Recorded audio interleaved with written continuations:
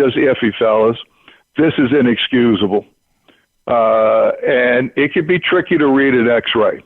Okay, there's plenty of instances that unless a bone is displaced, you may not be able to see the fracture.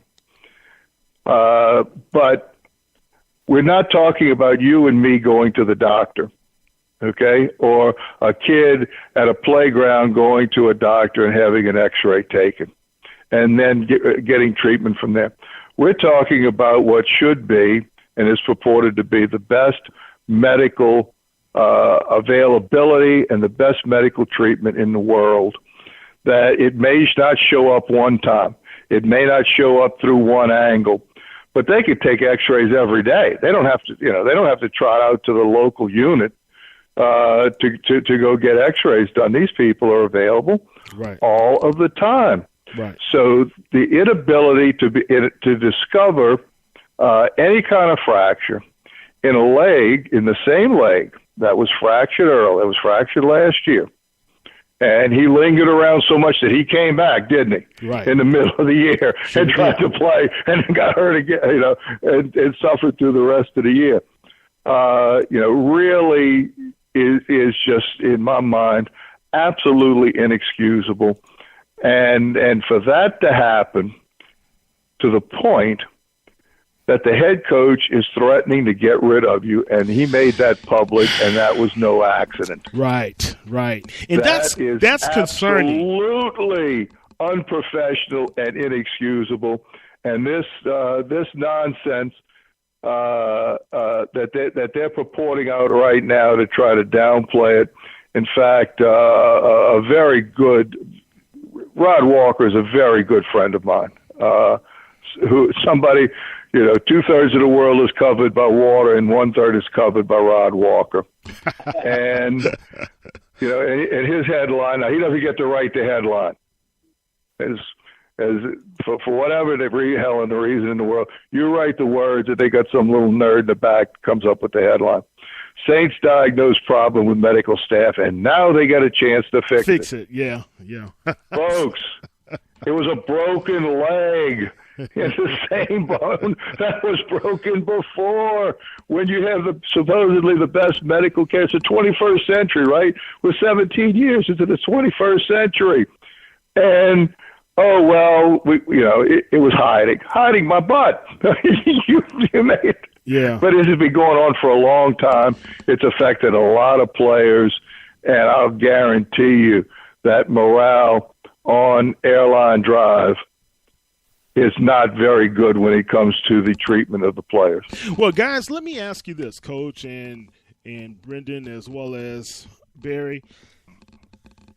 I have a chemistry background and a science background. I didn't really care for biology that much, but I have a couple of friends who are doctors, right?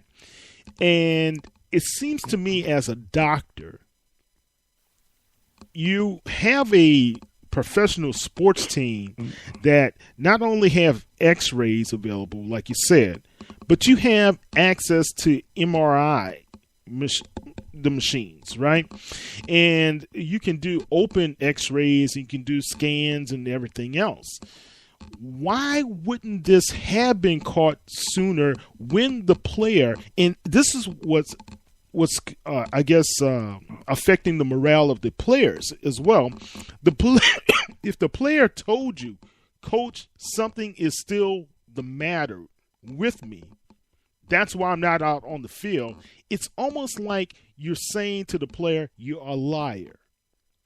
I don't believe you. Like you said, Barry, you're loafing around, you're sandbagging, whatever you want to call it. Why would you believe the worst in your player instead of finding out what's the nagging issue here with the player? And you have the equipment to do so. And I looked at this Derek Jones, who is the orthopedic surgeon. He has 20-plus years experience, a Stanford grad, great credentials, right? What's the young lady? Dr. Misty Surrey. The Pelicans decided it's not a lady. Oh, it's not. Oh, okay. Misty is not a lady. Okay, well, I'm sorry. Misty, that's what I thought too. Misty need to spell the name differently. I've actually got his picture in the article that's up on Saints News right now. It threw me off too. Coach is right. It's a guy and a reputable guy at that. So I mean, it's shocking that these two guys. Well, I'm looking at Misty now. Yeah, Misty, I am so sorry. But anyway. That should throw up a red flag right there. Red flag right there. Sorry, folks. I know this is 2017, and it's a whole new era and all that. But and the Pelicans say they will keep. They're going to keep him. Story. Yeah. Right. So, they're going to keep Misty. Well, anyways. What? Well, something's amiss about this. So, I guess my question would be to you guys, and Brendan, I'd like to get your take on this, man. If you were a player in that locker room and you've heard that a couple of your buddies possibly have been misdiagnosed, how comfortable would you be? I think the funny thing is, and I think both Barry and Coach alluded to it, was going back over history. We brought up Keenan Lewis. Keenan Lewis, even in his time in New Orleans, made it very he put it out there a lot that he felt he was mistreated by the medical staff and all this stuff. So I think that already got in the players' heads. I think as a teammate of Delvin Breaux, who is a fan favorite, who has one of the best comeback stories of all time, who's a friend to the network, and we've had him here on the network. Right. I think that's the thing that's even more concerning is, well, you look at how, and let's be honest, coaches have favorites, and, any team's a business, and they understand we got to keep the players that the fans like healthy. We got to put these guys on the field that bring money into our pockets. How do you see maybe your third, fourth, fifth string on the depth chart, and you see how a medical staff is treating not only a fan favorite, but the starter at your position? Why the heck would I, as a player, want to go see that doctor? Why would I trust anything that they would say? And I think, like I said, I think Coach said it best, is it's been a lingering issue. And the fact that it's just now being not even resolved because you're keeping one of the doctors on for the basketball team, why did it take all this time? I think there's a big problem within the locker room, within the organization now. And I think now Keenan Lewis, and he made it very public today on Instagram, we don't think Keenan looks as stupid as he did 3 years ago for making complaints and going, a lot of people said, Keenan's just coming up with excuses for the reason he got cut. Well, Keenan doesn't look as dumb anymore. Keenan proved a lot of good points, and I think that teammates that have been around for that long, given the team's flip-flopped a lot since Keenan Lewis was here a few years ago, I think some of his teammates are saying, I told you so. Right. But here's the issue again, and I guess we're not really addressing this. Sean Payton leaked the information, or Mickey Loomis leaked this information. You're saying that you're going to trade your number one cornerback. You're saying, in essence, you don't believe the player. That's the problem I am having with this situation, is that you don't believe your players. So let's take a listen into what Sean Payton said today. Clarify the Delvin Breaux situation. Yeah, look, so he's flying to Green Bay. Dr. Anderson's going to do a surgery on his leg. The smaller bone, the fibula, has a fracture site right below where his initial plate was. So that old plate will come off. They'll put a new plate on, secure that, and the timeline would be approximately 6 weeks with the fibula. Is that more dangerous or different because it's a second time, or does that not? No, I don't think it's either. In other words, they're fairly.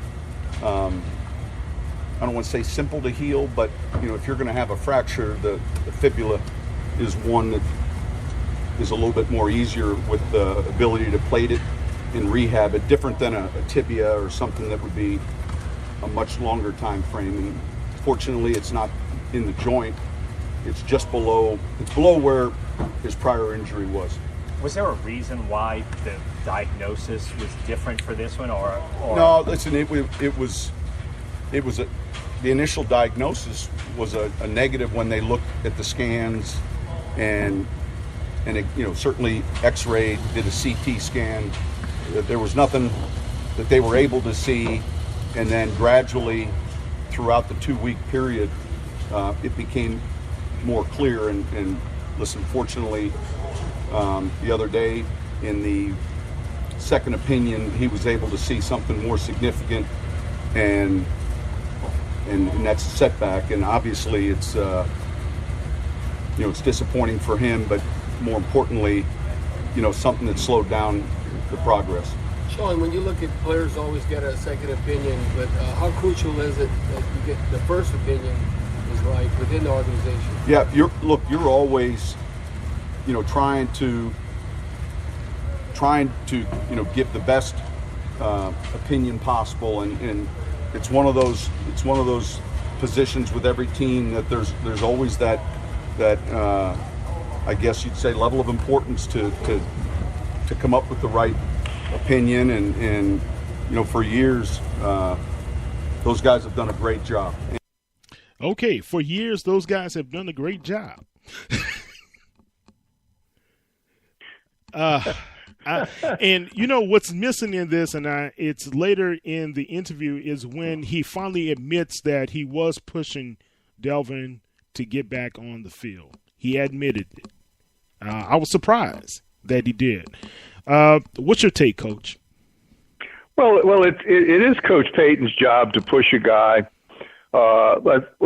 encourage. Let's put it that way. Not throw him out there and have him sink or swim, but it is his job to help motivate the player to get out there, to challenge, kind of challenge themselves and see if something is really painful, or if it's just an ache at that time, because the coach can only go on the information that he has.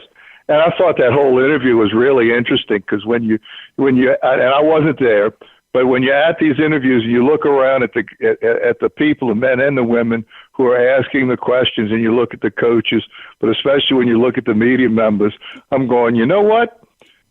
We got a bunch of guys here that avoided every science and math class in college that they could possibly avoid, and they're asking medical questions to a guy who really can only tell you what he's been told.